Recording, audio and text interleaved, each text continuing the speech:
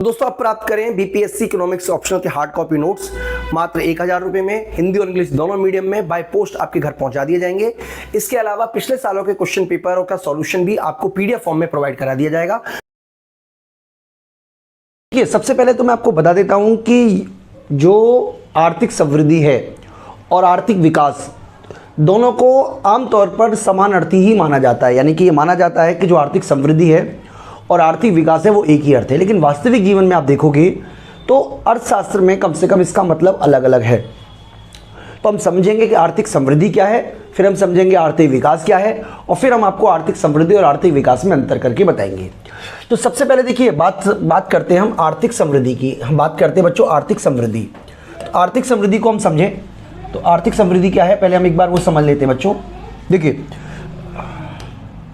ठीक है, आर्थिक समृद्धि का मतलब होता है वास्तविक राष्ट्रीय आय में वृद्धि। ये आप याद रखिएगा, वास्तविक राष्ट्रीय आय में दीर्घकालीन वृद्धि। अब वास्तविक राष्ट्रीय आय में जो वृद्धि है वो दो प्रकार से हो सकती है। जैसे मान लीजिए, सपोज कीजिए, मैं आपको एग्जांपल समझाता हूं। मान लीजिए जो जीडीपी है वो है देश में, मान लीजिए 1000 करोड़ है। अब जीडीपी कैसे निकलती है? सिंपल शब्दों में कहें तो प्राइस को क्वांटिटी से मल्टीप्लाई कर देंगे तो इसको हम जीडीपी भी बोल सकते हैं। यानी कि जितनी क्वांटिटी प्रोड्यूस हुई और उनको प्राइस से मल्टीप्लाई कर देंगे तो उसे जीडीपी कह सकते हैं। इसका मतलब यह हुआ कि जीडीपी में वृद्धि दो तरीके से पॉसिबल है। पहला कि कीमत बढ़ जाए और दूसरा उत्पादन बढ़ जाए। ठीक है, इस तरीके से हम वास्तविक जीडीपी को बढ़ा सकते हैं। लेकिन जब हम बात करते हैं आर्थिक समृद्धि की, इकोनॉमिक ग्रोथ की, तो कीमतों से जो वृद्धि होती है उसको हम समृद्धि में काउंट नहीं करते। केवल और केवल उत्पादन में जो वृद्धि हुई है उसी को समृद्धि माना जाता है। यानी कि समृद्धि के लिए आवश्यक है कि वस्तुओं और सेवाओं के उत्पादन में वृद्धि हो। तो देखिए यहां लिखा हुआ है कि आर्थिक समृद्धि तभी होगी जब वस्तुओं और सेवाओं के उत्पादन में वृद्धि हो, क्योंकि अगर उत्पादन बढ़ता है तभी एक देश समृद्ध कहलाएगा। कीमत बढ़ने से तो यह हुआ कि फ्लो बढ़ गया है, लेकिन वास्तविक उत्पादन तो बढ़ा नहीं है। तो आर्थिक समृद्धि जो है वो वस्तुओं और सेवाओं के उत्पादन पर डिपेंड करती है, ना कि कीमतों पर। इसीलिए इसको हमने कहा है वास्तविक राष्ट्रीय आय। वास्तविक का मतलब क्या है? जब हम वास्तविक जीडीपी की बात करते हैं बच्चों, वास्तविक जीडीपी की बात जब हम करते हैं तो हम क्या करते हैं? आधार वर्ष की लेते हैं कीमत और मात्रा लेते हैं चालू वर्ष की मात्रा। तो ये आप याद रखिएगा बच्चों कि यहां पर जो जीडीपी की बात की गई है वो वास्तविक जीडीपी की बात की गई है। वास्तविक जीडीपी का क्या मतलब हुआ कि यहां पर यह समझाने की कोशिश की जा रही है कि जो जीडीपी में वृद्धि होनी चाहिए वो उत्पादन में वृद्धि की वजह से होनी चाहिए। इसी प्रकार की जो वृद्धि है उसको वास्तविक समृद्धि कहते हैं, रियल ग्रोथ कहते हैं। क्योंकि अगर अर्थव्यवस्था में केवल कीमतें बढ़ रही हैं उससे जीडीपी बढ़ रही है तो इस तरीके की जो वृद्धि है वो वास्तविक समृद्धि नहीं कहलाएगी। इसलिए आर्थिक समृद्धि के लिए आवश्यक है कि उत्पादन में वृद्धि हो, तभी वो आर्थिक समृद्धि कहलाएगी। बच्चों यहां पर हमें एक और चीज पे ध्यान देने की जरूरत है, वो है जनसंख्या। उत्पादन में हमने ध्यान दे दिया, अब हमें ध्यान देने की जरूरत है जनसंख्या पर। क्योंकि अगर मान लीजिए देश में जनसंख्या में वृद्धि की दर उत्पादन में वृद्धि की दर से ज्यादा है तो इसका मतलब यह हुआ कि जो उत्पादन में वृद्धि है वो किसी भी तरीके से लोगों को खुशी नहीं दे सकता, किसी भी तरीके से लोगों को इनकम का लेवल को नहीं बढ़ा सकता, क्योंकि जनसंख्या में तेजी से वृद्धि हो गई। इसीलिए यह कहा जाता है कि आर्थिक समृद्धि के लिए आवश्यक है कि जनसंख्या की वृद्धि की दर की तुलना में जो उत्पादन की वृद्धि दर है वो ज्यादा होनी चाहिए। इसीलिए इस प्रकार की समृद्धि में हमारा जो सबसे इंपॉर्टेंट रोल होता है बच्चों वो होता है प्रति व्यक्ति आय का। देखिए सबसे इंपॉर्टेंट रोल किसका होता है बच्चों? प्रति व्यक्ति आय का। यानी कि यदि जनसंख्या में वृद्धि की दर आर्थिक विकास की वृद्धि में दर है तो यह समृद्धि नहीं लाएगा। इसलिए हम जो हैं वो प्रति व्यक्ति आय को अधिक उपयुक्त सूचक मानते हैं एज कंपेयर टू, आप कह सकते हो एक तरीके से एज कंपेयर टू, मतलब जो है वो प्रति व्यक्ति आय को ज्यादा उपयुक्त सूचक मानते हैं as compare to national income, राष्ट्रीय आय के मुकाबले। तो यहां पर देखिए प्रति व्यक्ति आय जो है, यानी कि यहां पे आपको समझना है बेटा कि प्रति व्यक्ति आय जो है वो ज्यादा अच्छा इंडिकेटर है। देखिए कई बार क्वेश्चन में आ सकता है कि आर्थिक समृद्धि का कौन सा इंडिकेटर ज्यादा बेटर है, तो आपको याद रखना है वास्तविक प्रति व्यक्ति आय। वास्तविक प्रति व्यक्ति आय जो है वो ज़्यादा बेटर मेजरमेंट होता है एज कंपेयर टू आप कह सकते हो एक तरीके से राष्ट्रीय आय के, वास्तविक राष्ट्रीय आय के। तो देखिए यहाँ पर हम आपको ये भी बता देते हैं कि समृद्धि की दर का अनुमान किस तरीके से लगाया जाता है। तो समृद्धि की दर का अनुमान किस तरीके से लगाया जाता है उसके लिए फार्मूला है बच्चों, मैं आपको समझा देता हूँ एक न्यूमेरिकल करा के आप बच्चों को, ताकि आपको कंसेप्ट समझ में आ जाए। देखिए मान लीजिए हम बात कर रहे हैं जीडीपी की, मान लीजिए जीडीपी है 2019 की, मान लीजिए 1000 है, ठीक है, और जीडीपी जो है 2020 की वो हो गई 1050, ठीक है जी। तो हमें समृद्धि की दर पता करनी है, यानी कि समृद्धि की दर, अब देखिए यहाँ पे फार्मूले में जीडीपी टी लिखा हुआ है, टी का मतलब है करंट ईयर, तो ये हमारा जीडीपी टी हो गया और ये हो गया जीडीपी टी -1, यानी कि कैसे निकालेंगे समृद्धि की दर, 1050 में से माइनस कर देंगे आप 1000 की वैल्यू और डिवाइड कर देंगे आप इसको जीडीपी टी -1 यानी कि 1000 से, ठीक है। तो यहां पर आपकी जो वैल्यू निकल के आएगी वो आएगी 50 अपॉन, अब इसको 100 से मल्टीप्लाई कर लीजिए, अगर आपको परसेंटेज में निकालना है तो 100 से मल्टीप्लाई कर लीजिएगा, यानी कि 50 अपॉन 1000 मल्टीप्लाई 100। तो यहाँ पे देखिए आपको जो समृद्धि की दर है वो 5% नजर आएगी, यानी कि जो विकास की दर है, ग्रोथ की जो रेट है वो 5% है। तो इस तरीके से बच्चों समृद्धि निकाल सकते हो। तो ये हमने समृद्धि कंसेप्ट समझा। आपको याद रखना है कि सबसे पहला उत्पादन में वृद्धि होनी चाहिए, उत्पादन में वृद्धि ये हमारी शर्त है समृद्धि की लिए। दूसरी कि जो हमारा उत्पादन में वृद्धि है वो ज्यादा होनी चाहिए, वृद्धि की जो दर है वो ज्यादा होनी चाहिए किससे, जनसंख्या में वृद्धि की दर से, ठीक है। तो ये कुछ बेसिक बातें जो आपको पता होनी चाहिए आर्थिक समृद्धि के बारे में।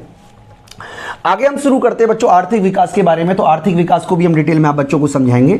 सबसे पहले समझ लीजिए कि आर्थिक विकास जो है, आर्थिक विकास क्या होता है उसके बारे में भी हम समझते हैं। तो आर्थिक विकास का मतलब होता है कि देश में जो आर्थिक समृद्धि है वो तो बढ़े ही बढ़े, साथ ही साथ आर्थिक कल्याण में भी वृद्धि होनी चाहिए। देखिए क्वेश्चन कई बार आता है कि आर्थिक विकास के लिए आर्थिक समृद्धि आवश्यक है, परंतु यह आवश्यक नहीं है कि आर्थिक विकास हो अगर आर्थिक समृद्धि भी हो। तो इसका क्या मतलब है, देखिए इसका मतलब मैं आपको यहां पे समझा देता हूं। जैसे मान लीजिए ये हमारा एक कंसेप्ट है, मान लीजिए ये हमारा है आर्थिक विकास, सॉरी आर्थिक समृद्धि, आर्थिक समृद्धि। आर्थिक विकास जो है वो आर्थिक समृद्धि के मुकाबले व्यापक शब्द है। ये हमारा आर्थिक विकास है, आर्थिक विकास है, यानी कि आर्थिक विकास के लिए क्या जरूरी है कि उत्पादन में तो वृद्धि हो ही हो, क्योंकि ये जो है ना ये वाला ये हमारा है, दिखा रहा है उत्पादन में वृद्धि को, लेकिन इसके साथ साथ यहां पर आपको प्लस आपके कल्याण में भी वृद्धि होना आवश्यक है। यानी कि अगर कल्याण में वृद्धि नहीं हो रही है तो इस तरीके की जो वृद्धि है वो आर्थिक विकास नहीं कहलाएगा। आर्थिक समृद्धि के साथ साथ कल्याण का भी बढ़ना आर्थिक विकास के लिए बच्चों बहुत ज्यादा आवश्यक है। तो ये आपको समझ में आना चाहिए कंसेप्ट। इसका मतलब ये हुआ कि आर्थिक समृद्धि की तुलना में आर्थिक विकास एक विस्तृत धारणा है। इसके अंतर्गत अर्थव्यवस्था में परिमाणात्मक परिवर्तन को शामिल किया जाता है, परिमाणात्मक परिवर्तन को शामिल किया जाता है और साथ ही साथ गुणात्मक परिवर्तन को भी शामिल किया जाता है। अब देखिए परिमाणात्मक परिवर्तन का मतलब इसको मापा जा सकता है, जैसे राष्ट्रीय आय है, प्रति व्यक्ति आय है, वस्तुओं और सेवाओं के उत्पादन में वृद्धि है। साथ ही साथ गुणात्मक तथ्यों को भी शामिल किया जाता है, जैसे साक्षरता की दर है, स्वास्थ्य सुविधाएं हैं, पर्यावरण संरक्षण है। इसका मतलब इन सभी तत्वों को भी हम शामिल करते हैं, यानी कि इसके अंतर्गत गुणात्मक तथ्यों के साथ साथ परिमाणात्मक तथ्यों के साथ साथ गुणात्मक तथ्यों को भी शामिल किया जाता है, जिसकी वजह से ये वाली जो समृद्धि है इसको कहते हैं आर्थिक विकास। यानी कि आर्थिक विकास कब कहलाएगा, आर्थिक विकास कब कहलाएगा बच्चों, जब आर्थिक समृद्धि तो हो ही हो, आर्थिक समृद्धि तो हो, बिल्कुल होनी चाहिए आर्थिक समृद्धि, प्लस आर्थिक कल्याण भी होना चाहिए। यानी कि तब जाके ये जो वृद्धि है ये कहलाएगा आर्थिक विकास। यानी कि प्रति व्यक्ति आय में वृद्धि होनी चाहिए, साथ ही साथ कल्याण में भी वृद्धि होनी चाहिए। तो इस तरीके की जो वृद्धि है इसी को हम कहते हैं आर्थिक कल्याण, यानी कि आर्थिक समृद्धि भी इसमें शामिल है, साथ ही साथ आर्थिक कल्याण भी शामिल है। इन दोनों को जोड़ दोगे तो ये कहलाएगा हमारा आर्थिक विकास। क्या कहलाएगा बच्चों? आर्थिक विकास। मैं उम्मीद करता हूं आपको समझ में आ रहा होगा बच्चों। देखिए आगे समझते हैं हम इसको। अब आर्थिक विकास के लिए कुछ शर्तें होना जरूरी है, कुछ चीजें हैं, कुछ कंसेप्ट हैं जो आपको समझ में आना चाहिए। सबसे पहला तो यही आपको समझ क्लियर होना चाहिए बच्चों कि पहली जो चीज जरूरी है वो है राष्ट्रीय आय में वृद्धि। क्योंकि अगर मान लीजिए देश में राष्ट्रीय आय ही नहीं बढ़ रही है तो कि विकास कैसे होगा? यानी कि वास्तविक राष्ट्रीय आय में वृद्धि, नंबर 1 पॉइंट आप याद रखिएगा। यानी कि वास्तविक राष्ट्रीय आय में वृद्धि का मतलब है कि देश में उत्पादन का स्तर बढ़े, देश में जीडीपी का लेवल बढ़े, और ये जो जीडीपी का लेवल में वृद्धि हुई है वो उत्पादन में वृद्धि की वजह से हुई हो, न कि केवल कीमतों में वृद्धि की वजह से। दूसरा है बच्चों प्रति व्यक्ति आय में वृद्धि। प्रति व्यक्ति आय में वृद्धि क्यों आवश्यक है? यानी कि जनसंख्या की वृद्धि दर उत्पादन में वृद्धि की तुलना में कम होनी चाहिए, तो प्रति व्यक्ति आय में वृद्धि होना जरूरी है। कैसे पता करते हैं बच्चों प्रति व्यक्ति आय? वास्तविक प्रति व्यक्ति आय वास्तविक राष्ट्रीय आय को डिवाइड करते हैं जनसंख्या से। इसके अलावा बच्चों कल्याण में भी वृद्धि होनी चाहिए। देखिए कल्याण में का मतलब क्या है? लोगों के पास भोजन हो, पहनने के लिए कपड़ा हो, रहने के लिए आवास हो, ये कल्याण है। असमानता में कमी देखने को मिले, लोगों के निर्धनता से जो लोग निर्धनता से नीचे रह रहे हैं वो निर्धनता रहें, लोगों को पॉलिटिकल राइट मिले, लोगों को ह्यूमन राइट्स मिले, यानी कि ओवरऑल जो जीवन की गुणवत्ता है, जो लोगों की क्वालिटी ऑफ लाइफ है उसमें इंप्रूवमेंट होना चाहिए, जिसको क्या बोलते हैं? कल्याण में वृद्धि। इसके अलावा बच्चों एक और चीज जरूरी है, वो उसको हम बोल रहे हैं यहाँ पे। देखिए धारणीय विकास एक धारणीय प्रक्रिया है, परिवर्तन एक धारणीय प्रक्रिया है। मान लीजिए आपने क्या किया, जीडीपी में वृद्धि हुई 2020 में, आपकी मान लीजिए जीडीपी में वृद्धि हुई फिर गिर गई। इसको ऐसी प्रक्रिया को आर्थिक विकास नहीं कहते। आर्थिक विकास जो है वो एक लंबी चलने वाली प्रक्रिया है, लगातार चलने वाली प्रक्रिया है। यानी कि अगर थोड़ी बहुत जीडीपी में वृद्धि होती है तो इसको हम आर्थिक विकास नहीं कहते बच्चों। आर्थिक विकास के लिए आवश्यक है कि ये जो वृद्धि हो ये लंबे समय तक दीर्घकालीन वृद्धि होनी चाहिए। ठीक है, तो ये आपको पॉइंट्स कुछ याद रखने हैं। सबसे पहला हमने आपको बताया वास्तविक राष्ट्रीय आय में वृद्धि होनी चाहिए, दूसरा हमने आपको बताया वास्तविक प्रति व्यक्ति आय में वृद्धि होनी चाहिए, तीसरा हमने आपको बताया कल्याण में वृद्धि होनी चाहिए, और चौथा हम आपको बता रहे हैं परिवर्तन एक धारणीय विकास है। इसके अलावा संरचनात्मक परिवर्तन, संस्थागत परिवर्तन और तकनीकी परिवर्तन भी होते हैं जिस देश में विकास होता है। यानी कि आप देखिए पुराने जमाने में क्या हुआ करता था बच्चों, बहुत सारे लोग खेती में लगते थे, अब लोगों ने खेती को छोड़कर द्वितीय क्षेत्र और सेवा क्षेत्र में आ गए। इस तरीके का परिवर्तन तकनीकी परिवर्तन कहलाता है। विकास में यह तकनीकी परिवर्तन होना आवश्यक है। ठीक है, इसके अलावा बच्चों सॉरी गलत बोला मैंने, ये कहलाता है संरचनात्मक परिवर्तन, ये कहलाता है संरचनात्मक परिवर्तन। ठीक है, मैं दोबारा बोल देता हूं, ये कहलाता है संरचनात्मक परिवर्तन। यानी कि लोग प्राथमिक क्षेत्र को छोड़कर द्वितीय क्षेत्र में जाएंगे, तृतीय क्षेत्र में जाएंगे, इस तरीके का परिवर्तन कहलाता है संरचनात्मक परिवर्तन। तकनीकी परिवर्तन का मतलब है कि लोग जो हैं वो श्रम प्रधान तकनीक को छोड़कर पूंजी प्रधान तकनीक का प्रयोग करना शुरू कर देंगे। इस तरीके की भी बच्चों जरूरी है किसी भी देश के विकास की प्रक्रिया में। यानी कि विकास की प्रक्रिया में ऑटोमेटिकली लोग श्रम प्रधान तकनीक को छोड़कर पूंजी प्रधान तकनीक में आ जाते हैं, कृषि क्षेत्र को छोड़कर औद्योगिक क्षेत्र और सेवा क्षेत्र की तरफ आ जाते हैं। और इसके अलावा बच्चों संस्थागत परिवर्तन भी होना जरूरी है। यानी कि जो भूमिहीन किसान हैं, जो मजदूर हैं, यानी कि जिनके पास भूमि अनुपस्थित है, उनको भूमि मिलनी चाहिए, क्योंकि संपत्ति जो है वो कुछ ही लोगों के हाथों में एकत्रित होकर ना रह जाए। यानी कि आर्थिक विकास जो है वो इस बात पे भी ध्यान देता है कि संपत्ति जो है या आर्थिक विकास की प्रक्रिया में जो लोगों को लाभ मिल रहा है वो निचले तबके को भी मिले, गरीब को भी मिले, सभी को लाभ मिले। तो यहां पे बच्चों हमने देखिए एक अंतर भी कराया हुआ है, आप अंतर भी देख सकते हो। यहां पे हम आपको अंतर करा रहे हैं बच्चों, ये है आर्थिक समृद्धि और आर्थिक विकास में अंतर। तो देखिए पॉइंट वाइज हम आपको बता देते हैं। सबसे पहला पॉइंट जो है उसके हिसाब से सबसे पहला है प्रकृति। देखिए ये जो आर्थिक समृद्धि है वो उत्पादन बढ़ना आवश्यक है आर्थिक समृद्धि के लिए। यानी कि अगर उत्पादन में वृद्धि हो रही है तो उसको आर्थिक समृद्धि कहेंगे। लेकिन अगर आर्थिक विकास आपको चाहिए तो उत्पादन में वृद्धि तो हो ही हो, साथ ही साथ तकनीकी परिवर्तन भी हो, संस्थागत परिवर्तन भी हो, यानी कि ओवरऑल कल्याण, जो कल्याण है वो भी लोगों का सुधरना चाहिए। तो इसीलिए इसको एक आर्थिक विकास एक प्रेरित और औसतन गति देने वाली प्रक्रिया है, धीरे धीरे चलने वाली प्रक्रिया है।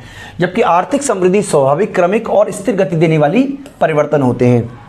सामाजिक न्याय की बात करें बच्चों, तो जो आर्थिक समृद्धि है उसमें सामाजिक न्याय पर कोई ध्यान नहीं दिया जाता, ये आप याद रखिएगा। यानी कि गरीब के पास पैसा पहुंचे, अमीर के पास पहुंचे, इससे कोई फर्क नहीं पड़ता। मान लीजिए 4 दोस्त हैं, A B C D, और केवल इसकी इनकम बढ़ी, तो जो औसत है वो बढ़ जाएगा, क्योंकि 4 लोगों में से अगर एक की इनकम भी बढ़ रही है तो जो औसत है चारों का वो बढ़ जाएगा। लेकिन इस तरीके की जो वृद्धि है वो समृद्धि तो कहलाएगी, विकास नहीं कहलाएगा, क्योंकि विकास के लिए जरूरी है कि साथ साथ सामाजिक न्याय भी हो, यानी कि सभी लोगों की इनकम बढ़े। इसके अलावा बच्चों पूर्व निर्धारित लक्ष्य, आर्थिक वृद्धि में विशिष्ट उद्देश्य एवं लक्ष्य पूर्व निर्धारित नहीं होते, लेकिन जो आर्थिक विकास होता है उसमें पूर्व निर्धारित लक्ष्य होते हैं जिसकी प्राप्ति के लिए अर्थव्यवस्था काम करती है। इसके अलावा जो आर्थिक वृद्धि की दर धनात्मक के साथ साथ कभी कभी ऋणात्मक भी हो जाती है, लेकिन आर्थिक विकास जो है वो हमेशा आप पॉजिटिव की कल्पना करते हो, नेगेटिव की कल्पना आप नहीं करते हो। और आर्थिक समृद्धि का जो प्रयोग है वो केवल और केवल विकसित देशों के संदर्भ में किया जाता है, जबकि आर्थिक विकास जो है वो अर्थ विकसित देशों के लिए भी इसका प्रयोग किया जाता है। यानी कि ये हमने बच्चों कुछ पॉइंट्स आपको अंतर के माध्यम से बताया, और इस वीडियो में तो मैं आपको इतना ही करा रहा हूँ। आने वाले वक्त में हम इस टॉपिक को कंटिन्यू करेंगे और आपको समझाएंगे नेक्स्ट वीडियो में कि आखिरकार आर्थिक विकास को कौन कौन से कारक है जो प्रभावित करते हैं, और साथ ही साथ हम आपको आगे धारणीय विकास के बारे में बताएंगे। तो बच्चों ये चैप्टर चलता रहेगा आगे। तो अगर आपको ये